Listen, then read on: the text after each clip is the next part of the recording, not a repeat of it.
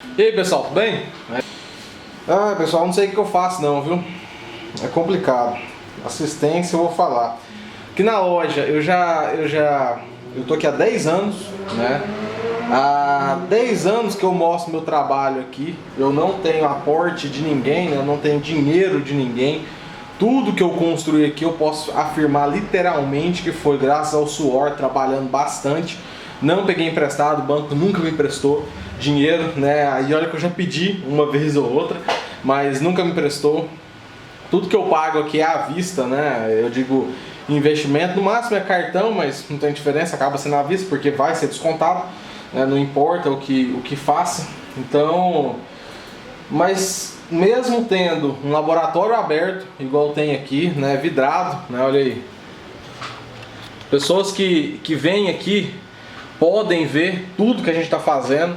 E é o mesmo padrão na outra loja, no Bueno. Eu sigo o mesmo padrão para mostrar uma transparência, para mostrar que assistência, nem toda assistência é picareta, é sem vergonha, rouba peça, engana, né?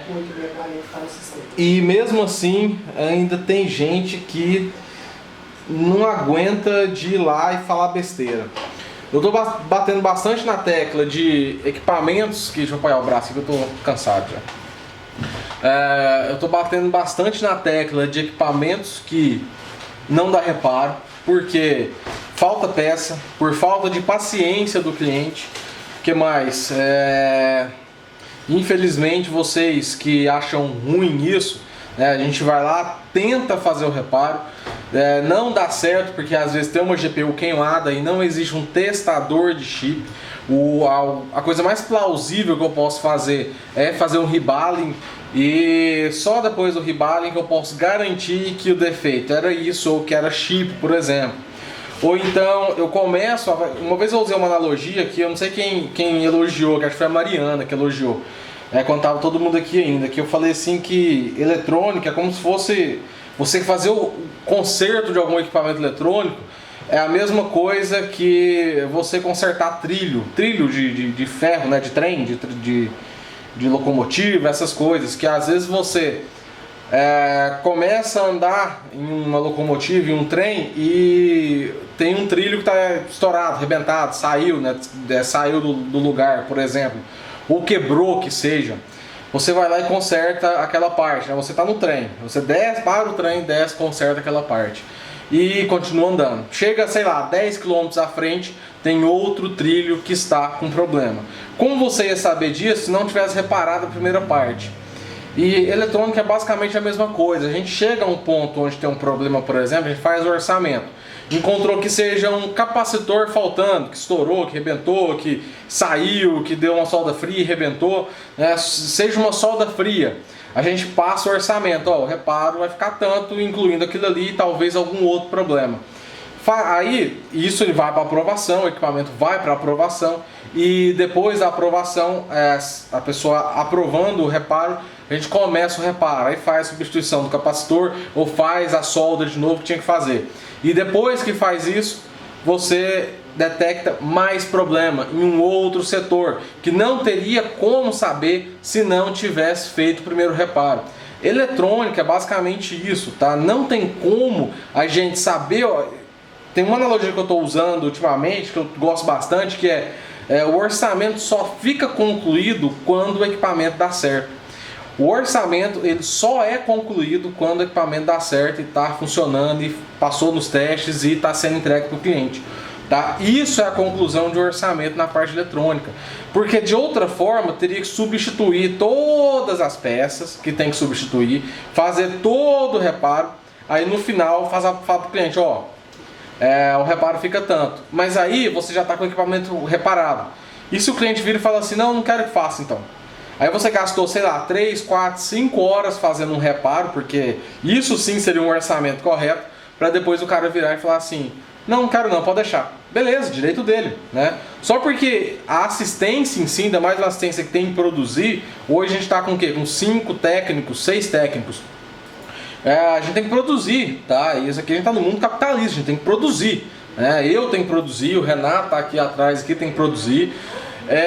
Então, assim, em um ambiente corporativo, fazer esse tipo de reparo é inviável. Fazer esse tipo de orçamento é inviável. A gente detecta o primeiro problema, já passa o valor para resolver o problema. Tanto que muitas vezes eu passo, vocês viram aí já vários vídeos de fazer o reparo, vamos supor, tinha um MOSFET queimado em alguma placa de vídeo, aí quando reparo o MOSFET, tem problema na solda. Há pouco tempo eu fiz uma de uma ASUS, né, a trilha tinha rompido. Eu passei o reparo da trilha, mas aí, quando eu recuperei a trilha, tinha defeito na solda BGA. Na verdade, eu até troquei o chip daquele modelo, né? Então nem sei se era só a solda ou o chip também. Mas inclusive eu nem acrescentei valor, eu não adicionei nada, né? Mas assim, o que eu tô querendo dizer é que a gente está sendo pago aqui, né? Eu, GTEC, eu posso falar pela minha empresa, pelas minhas duas empresas, que a gente está sendo pago para reparar o equipamento, tá? Então, se estou cobrando um MOSFET aqui. Se por acaso eu encontrei 2 MOSFETs ou um MOSFET mais uma solda BGA, o valor está incluso, tá? Então, assim, e as pessoas não conseguem entender isso, colocar o orçamento tem que cobrir. Não é assim que funciona, a eletrônica não é assim que funciona, gente. Vocês estão com a cabeça um pouco distorcida, algumas pessoas, né? Umas nem precisavam ouvir isso aí, mas algumas estão com a visão muito distorcida. Outra coisa, né, que acontece bastante é, por exemplo, placa de vídeo está com defeito de artefato, igual essa GTX aqui, que está em teste. Ainda não apresentou o artefato, mas o cliente disse isso, né? Tá aqui. Placa com artefatos. Ebert, o nome dele. Aí eu falo, beleza, tem que fazer a solda BGA, né? Refazer a solda BGA. Rebalem. Por quê? Porque é uma coisa que eu posso fazer, né? Reparar chip a gente não faz, e reparar PCB também depende do problema, obviamente, mas na maioria das vezes não existe reparo em PCB. E aí eu passo o orçamento.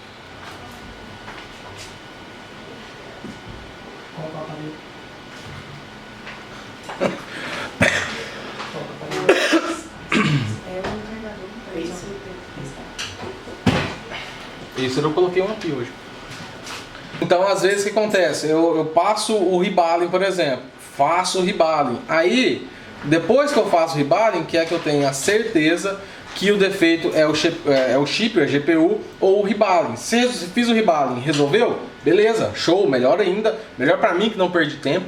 Melhor para o cliente que vai ter seu equipamento, né? Vai ter que pagar, mas vai ter seu equipamento de volta. Só porque em alguns casos o defeito é no chip. E não existe, ó, presta atenção, olha no meu olho. Não existe testador de chip. Não existe testador de chip, tá? Aí você vai lá, faz o rebalem e detecta, confirma que o defeito está no chip. Aí sabe o que a pessoa faz? No mundo, assim, no mundo ideal, né? Assim, eu acho que eu deveria ser agradecido. Eu acho que a gente fala assim, Getúlio, obrigado, você tentou, né, o Getúlio e equipe, né, e companhia, você tentou, não deu certo, porque é um defeito no chip, muito obrigado, cara, realmente, eu tenho que pagar alguma coisa? Nada? Beleza, cara, brigadão, realmente você prestou um serviço excelente, porque eu confirmei que é o defeito no chip, né, e você fez todo o seu trabalho, gastou suas 2, 3 horas para fazer todo o processo, para depois a gente no final te falar que o chip tem problema, e a culpa não é sua por isso. Né? Beleza, muito obrigado. Mas sabe o que acontece? O cara vira e fala assim, não recomendo essa assistência. Levei lá, fizeram um orçamento e não conseguiram reparar. É isso que eu escuto de boa parte. E assim, isso me incomoda de um tanto. Pessoas assim, eu não tenho educação. Pessoas assim, eu não sou cordial. Pessoas assim, na real, eu quero que se foda. Pessoas assim, eu quero que suma da minha assistência. Pessoas que tem gente que avalia a gente dessa forma. A gente gastou tempo. Detalhe, fizemos um procedimento, gastou 2, 3 horas para fazer o procedimento. Tem problema no chip, cujo o Brasil é uma porcaria para importação de peça.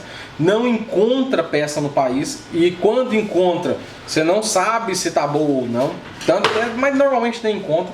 Aí você vai importar, demora 3, 4, 5, 6, 7 meses, né? Já chegou uma GPU aqui de um HP que demorou 8 meses para chegar. E o cliente comprou, não foi nem a gente, foi o cliente comprou. O cliente comprou e endereçou para cá. Ele chegou semana passada, se não me engano, e faz uns 8, 9 meses que ele pediu essa peça. O equipamento dele aqui tá do mesmo jeito, tá desmontado aqui.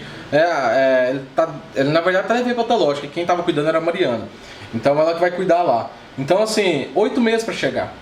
Aí, ao invés de eu falar assim, oi, Túlio, obrigado, você tentou reparar, tal, não conseguiu, gastou seu insumo, gastou seu tempo, mas você está devolvendo a placa ainda melhor, se é que pode dizer isso, pelo menos a solda trocada, mas não deu certo, né? A culpa não é sua e obrigado. Não, eu ouço crítica, né? Pessoas assim eu quero que sumam, não mande. Se você tem a capacidade só de enxergar o seu próprio umbigo, não mande equipamento.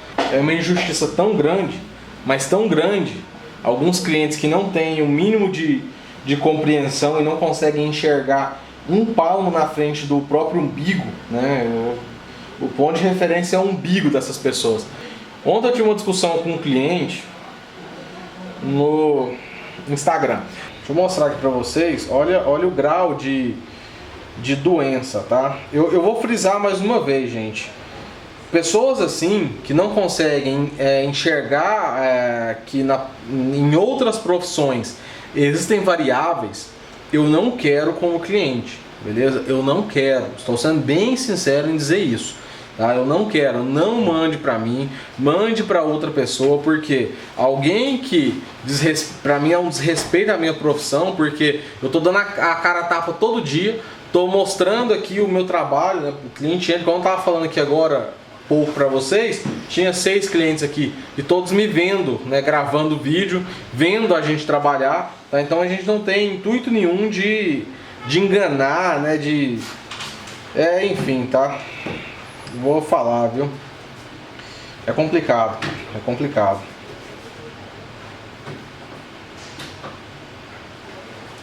Ó, mais um, acabou 29 minutos atrás. Tenso BR. Vamos ver o Instagram. Instagram fake, né? Não tem nada no Instagram. Tem canal no YouTube.